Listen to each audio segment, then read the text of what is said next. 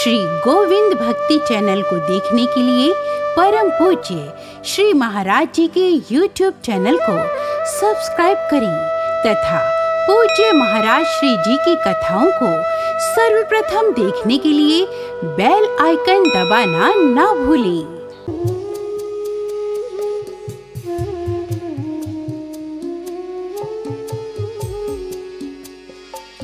चाहे कोई जन्म मुझको देना, मौका सेवा का हर जन्म देना। कोई जन्म मुझको देना, मौका सेवा का हर जन्म देना। चाहे कोई जन्म मुझको देना, मौका सेवा का हर जन्म देना। कोई जन्म मुझको देना, मौका सेवा का हर जन्म देना। मौका सेवा का हर जन्म देना।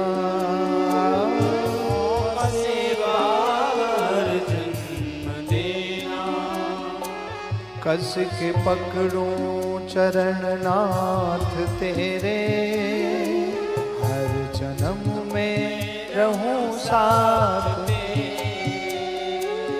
ऐसी कृपा करो नाथ मेरे, हर जन्म में रहूं साथ तेरे। ऐसी कृपा करो नाथ मेरे, मैं रहूं साथ तेरे।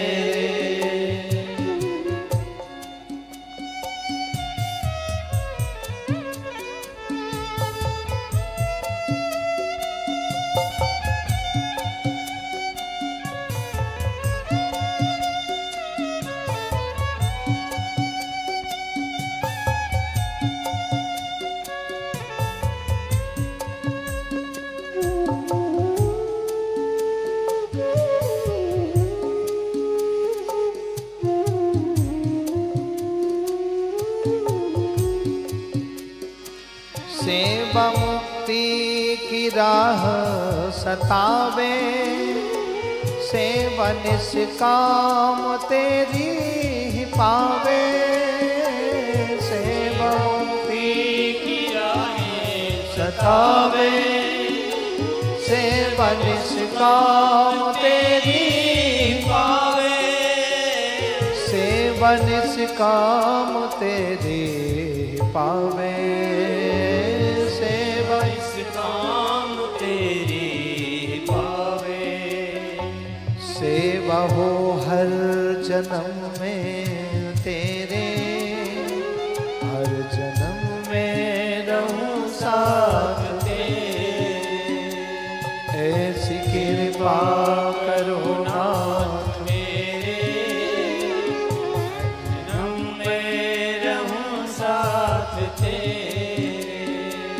ऐसी कृपा करो नाथ मेरे, जन्म में रहूं साथ तेरे।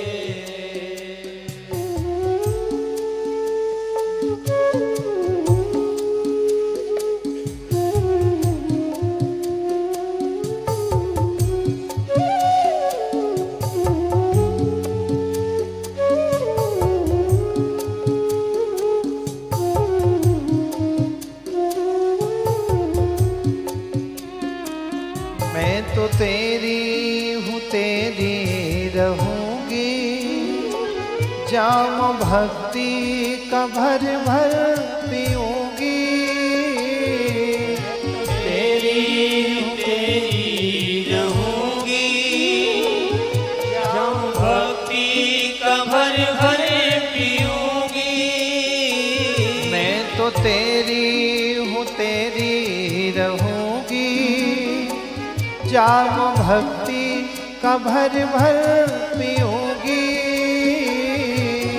तेरी तेरी रहूंगी,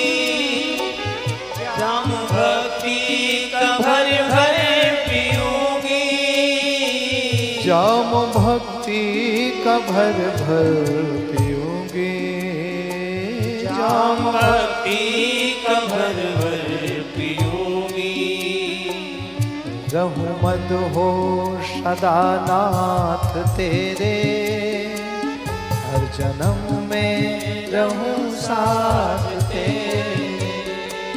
ऐसी कृपा करो नाथ मेरे, हर जन्म में रहूं साथ तेरे। ऐसी कृपा करो नाथ मेरे, हर जन्म में रहूं साथ तेरे। हर जन्म में रहूं साथ तेरे, हर जन्म में रहूं साथ तेरे।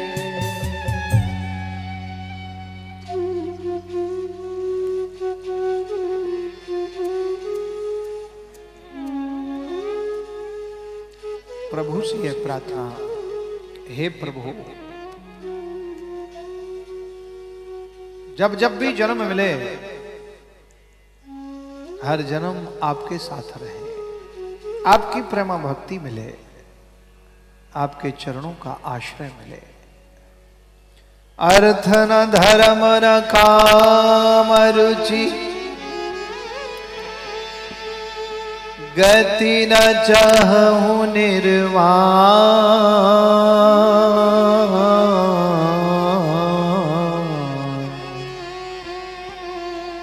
जन्म जन्म रति राम पद, यह वरदान आन, यह वरदान आन। हे प्रभु, यही मेरी एक प्रार्थना है, जन्म जन्म रति राम पद। 88,000 ऋषियों ने भगवान की कथा सुनी और श्री सूत जी से कथामृत पान करके पिपासु की तरह ऐसे श्रद्धापूर्ण प्रभु की कथा श्रवण कर रहे हैं, क्योंकि भगवान की कथाएं बिना श्रद्धा के नहीं आती। श्रद्धा बिना सुलभ नहीं होई, बिन मही गंध की पावई सोई। श्रद्धा के बिना कोई सरलता सुलभता नहीं है। और फिर परमात्मा का वो ऐसा दिव्य स्वभाव है, ऐसी सौशील्यता है भगवान की, सौलभ्यता है कि जो एक बार शरण में आ जाता है भगवान उसको मिल जाते हैं।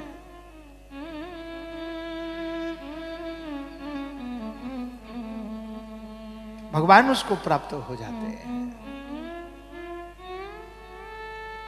88,000 ऋषि नैमिषारण्य क्षेत्र में भगवान की कथा सुन रहे हैं। किसी ने कहा कि यह नाम नैमिषारण्य नाम कैसे पड़ा? वैसे शुद्ध नाम तो है निमिष अरण्य।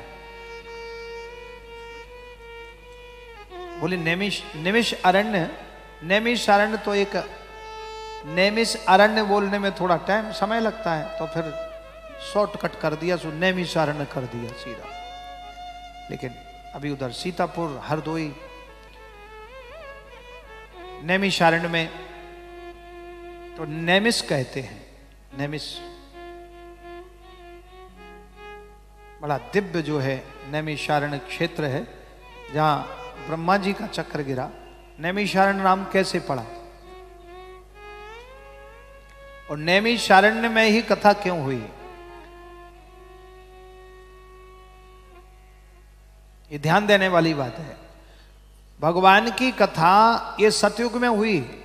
88,000 ऋषि एक स्थान पर बैठ के उस दिव्य अरण्य में, अरण्य माने वन, और वहां विराजमान होकर के भगवान की कथा श्रवण कर रहे हैं। तो ये नैमिषारण्य नाम कैसे पड़ा?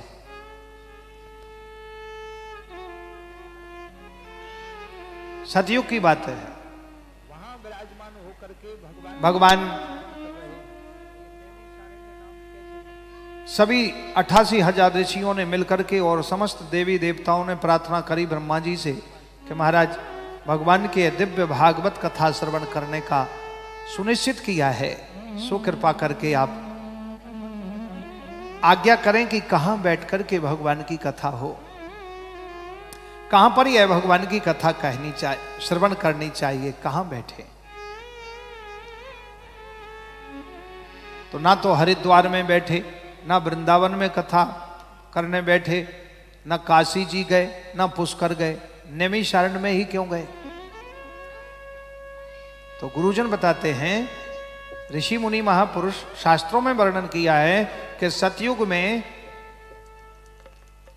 सतयुग का तीर्थ प्रधान नैमिषारण्य है।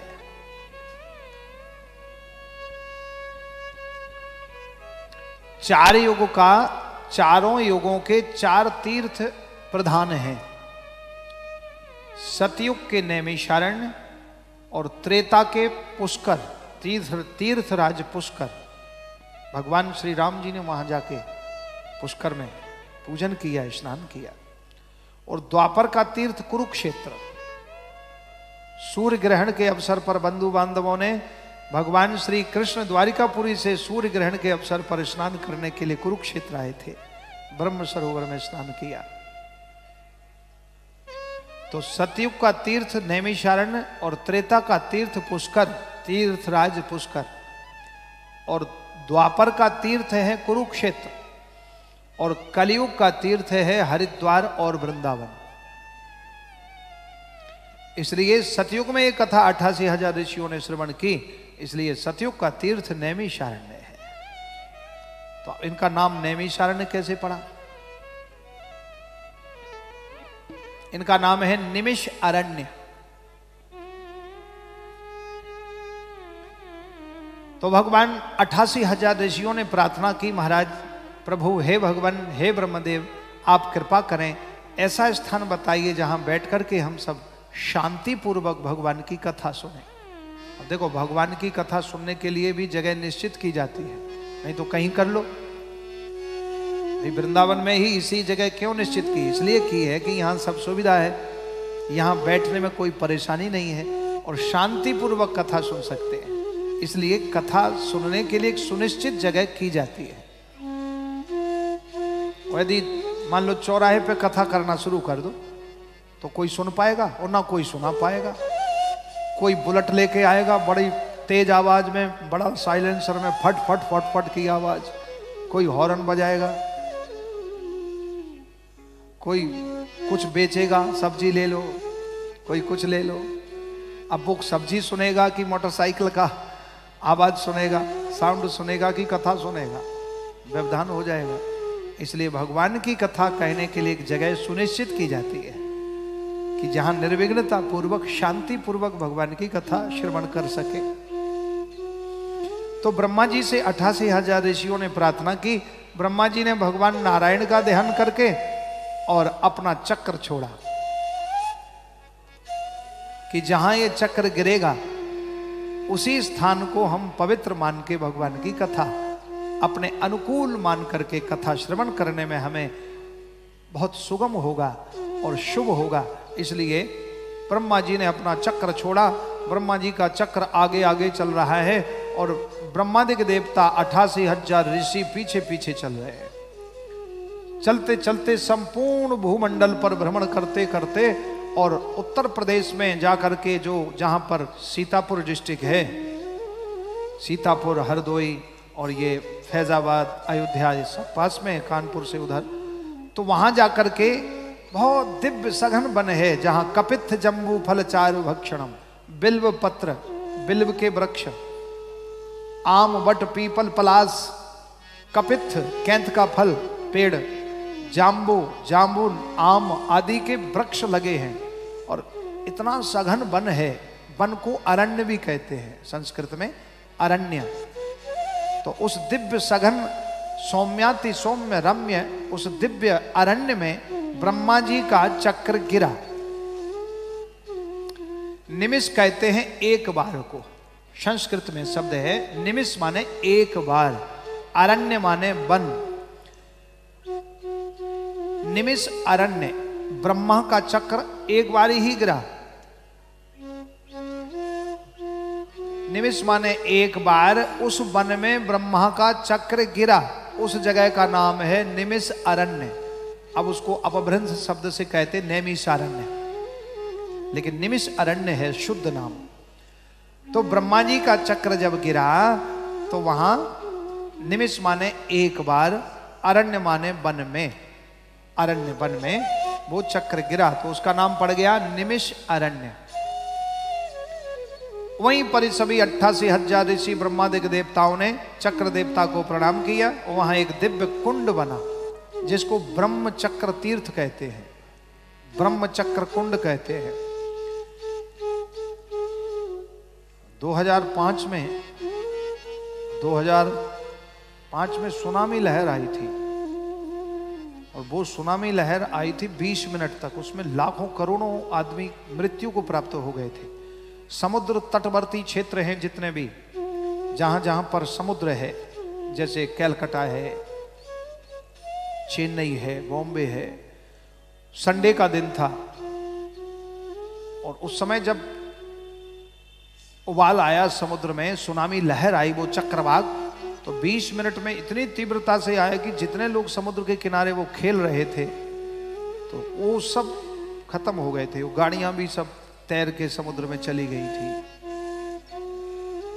तो 20 मिनट तक ब्रह्म चक्र में नैमिषारण्य के लोग कह रहे थे, वहां जो संत सज्जन लोग रहते हैं नैमिषारण्य वासी, कि सुनामी लहर जब तक आई थी तब तक ये ब्रह्म चक्र कुंड में से जल 10 फीट ऊपर फेंक रहा था प्रेशर से, इतना उबाल आ रहा था उसमें। मतलब वो जो कुंड है इतना गहरा है कि उसका कनेक्शन समुद्र से है।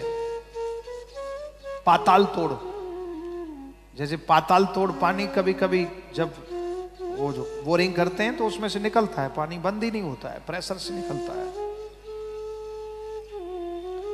इतना जल, इतना गहरा कुंड है वो। अब गवर्नमेंट ने बहुत अच्छी सुरक्षा कर दी है। कई लोग उसमें डूब के चले गए, वापस नहीं आए। गोताखोर वैज्ञानिक साइंटिस्ट वहां गए और वहां जाकर के उन्होंने देखा कि ये कितना गहरा है, सर्च कर रहे थे। तो वो इतने गहरे चले गए कि वो समुद्र तलीय, मतलब समुद्र तल से भी नीचे, मतलब पाताल से नीचे चले गए। पृथ्वी के गुरुत्वाकर्षण से नीचे जलीय तत्व का आकर्षण हो जाता है, तो वो जल ने उनको खींच लिया, वो वापस नहीं आए। तो उस ब्रह्म कुंड चक्र को अब तो चारों तरफ से कवर कर दिया है, और साइड से ही स्नान करें, अंदर कोई नहीं जाएगा उसमें। तो उसको नैमिषारण्य कहने लगे। वैसे उसका शुद्ध नाम है निमिष अरण्य, इसलिए नैमिषारण्य का नाम निमिष अरण्य पड़ा। अब नैमिषारण्य कहने लगे, और जो भी कहो वो सही है, क्योंकि राम का नाम उल्टा लो चाहे सीधा लो, कल्याणकारी है तो तीर्थ, चाहे निमिष अरण्य का हो चाहे नैमिषारण्य का हो। तो नैमिषारण्य नाम जो पड़ा निमिष अरण्य, वो निमिष अरण्य इसलिए पड़ा कि ब्रह्मा जी का एक बार ही चक्र गिरा, और उस वन में गिरा। तो वहीं 88,000 ऋषियों ने, सतयुग का समय था, उसी समय बैठ के 7 दिवस पर्यंत कथा श्रवण करी है, और कथा सुन करके उनको परम आनंद की प्राप्ति हुई। और वो कथा तो निरंतर चलती रही ऋषि मुनियों की, इसलिए निमिष अरण्य नाम पड़ा। और वहां कथा हुई, क्योंकि निमिष अरण्य जो है वो सतयुग का तीर्थ है, इसलिए वहां सभी ऋषि मुनियों ने कथा श्रवण करी, और कथा सुन करके परम आनंद की अनुभूति कर रहे हैं। बोलो वृंदावन बिहारी लाल की जय। सोनक जी कहने लगे कि हे ऋषियों, हे सूत जी महाराज, आप हमें ऐसी कथा सुनाइए जिस कथा को सुन करके हमें परम आनंद की प्राप्ति हो, मन प्रसन्न हो जाए। तो सूत जी कह रहे हैं, हे ऋषियों सुनिए। अत्र ते कीर्तिस्यामि, अत्र ते कीर्तिस्यामि इतिहासं पुरातनम्, अत्र ते कीर्तिस्यामि भक्तियुक्तं कथानकम्। शुकेन मम यत्प्रोक्तं रहा शिष्यं विचार्य च, रहा शिष्यम विचार्य च। हम तुमको एक ऐसा इतिहास सुनाते हैं। अत्रते कीर्तिष्यामि भक्ति युक्तम कथानकम। हे ऋषियों, हम तुमको एक भक्ति से ओतप्रोत ऐसा दिव्य इतिहास सुनाता हूं, जिस इतिहास चरित्र को सुन करके तुमको परम आनंद की प्राप्ति होगी। आपके हृदय में भक्ति का उदय हो जाएगा। सुनाइए। महाराज बोले, एकदा ही विशालायां चत्वारा ऋषयो मलाः सत्संगार्थं समायाता दद्रशुस्तत्र नारदं दद्रशुस्तत्र नारदम्। एकदा ही विशालायां चत्वारा ऋषयो मलाः। श्री सूत जी कहते हैं, ऋषियों, एकदा शब्द जहां जहां भी घटा है वहां विलक्षण घटना घटी है। एकदा शब्द राजा परीक्षित जब वन भ्रमण के लिए जा रहे थे आखेट करने, तो वहां भी अघटित घटना घटी। राजा परीक्षित को श्राप लग गया। 10वें स्कंद के 9वें अध्याय में भी एकदा गृहदासीसु यशोदानंद गेहिनी कर्मांतर नियुक्तासु निर्ममंथ स्वयं दधी। वहां भी जगत पिता परमात्मा श्री कृष्ण को मैया यशोदा ने बांध दिया, जो सारे जगत को, त्रिभुवन को बांधने वाला, अच्छे अच्छे बागियों को बांधने वाला, तीनों लोकों को बांधने वाला परमात्मा, सबको बंधन में डालने वाला, वो स्वयं मैया के प्रेम के बंधन में बंध गया। और मैया ने कन्हैया को उखल से बांध दियो, और उखलते बांध के और एक जगह खड़ा कर दिया। तो ये भी अघटित घटना है कि जो सबको बांधे वो खुद बंध जाए। तो ये भी बड़ी अद्भुत घटना है। तो श्री सूत जी कहते हैं, ऋषियों, एकदा ही विशालायाम चत्वारा ऋषयो मलाः सत्संगार्थम समायाता दद्रशुस्तत्र नारदम। एक बार की ऐसी घटना कि श्री ब्रह्मा जी के बेटा चार सनक सनंदन सनातन सनत कुमार, ये ब्रह्मा जी के मानस पुत्र हैं, जो मन से प्रकट हुए।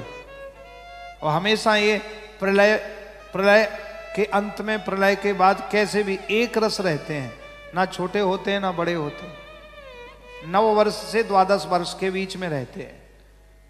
9 साल से छोटे नहीं और 12 साल से बड़े नहीं, इसी के बीच में ही रहते हैं। जब 9 सवा 9 के भय तो 9.5 के हो गए, 10 के हो गए, 10.5, 11, 11.5 और फिर 9, 9.5, इतनी उम्र होती है। अब 9.5 वर्ष का बालक कितना सा होता है? छोटा सा होता है। और उसको धोती और जनेऊ पहना दो और तिलक लगा दो और फिर उसके दर्शन करो, कितना अच्छा लगता है, मन को बड़ी शांति मिलती है। छोटे से बालक को धोती पहना दो, धोती पहना के बढ़िया जो है तिलक लगा दो, जनेऊ पहना दो उसको, और गले में सुंदर तुलसी की कंठी। और वो सुंदर सा बालक मन को मोहित करता है। अब प्रसन्न मन भी प्रफुल्लित हो जाता है, प्रसन्न चित्त हो जाता है। तो सनकादि अवतार जो भगवान का है, सनक सनंदन सनातन सनत कुमार का जो अवतार है, वो मन को प्रफुल्लित करने वाला होता है। प्रेम से बोलो राधे राधे। इसलिए किसी को नींद नहीं आती हो तो ये बहुत बड़ा अच्छा उपाय है कि सनक सनंदन सनातन सनत कुमार का दिव्य चित्रपट में, फोटो में बनावे और अपने रूम में लगाएं। दीवार पर एक चित्रपट जैसे गुरुजनों का, संतों का लगाते हैं, ऐसा लगा के और फिर रात्रि में उनके दर्शन करें और इसी को बोलें, ब्रह्मा जी के बेटा चार सनक सनंदन सनातन सनत कुमार 21 बार बोलें। और बोल करके बोलते बोलते ही नींद आ जाएगी। लेकिन बोलते समय ये ध्यान रहे कि ध्यान कहीं न भटकना चाहिए।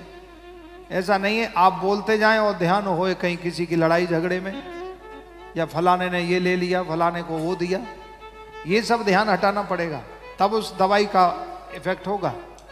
भाई मलेरिया बुखार में खटाई का परहेज है, और आप खटाई भी खाएं और दवाई भी खाएं तो ना तो मरीज जाएगा और ना मरीज जाएगा, दोनों ही रहेंगे। भाई मरीज बना रहेगा और मरीज भी बना रहेगा। हमारे महाराज जी तो कहते हैं कि ऐसी दवाई देता हूं मैं कि ना मर्ज रहे ना मरीज।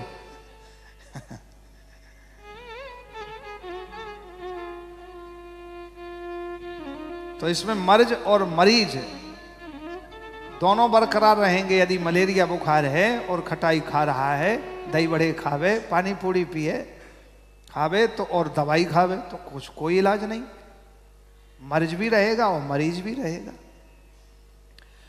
इसलिए ये ब्रह्मा जी के मानस पुत्र हैं और भगवान के मंगलमय लीलामय 24 अवतारों का जो उच्चारण करता है तो उसको आनंद की नींद आ जाती है, क्योंकि भगवान के नाम का नाम है आनंद कंद।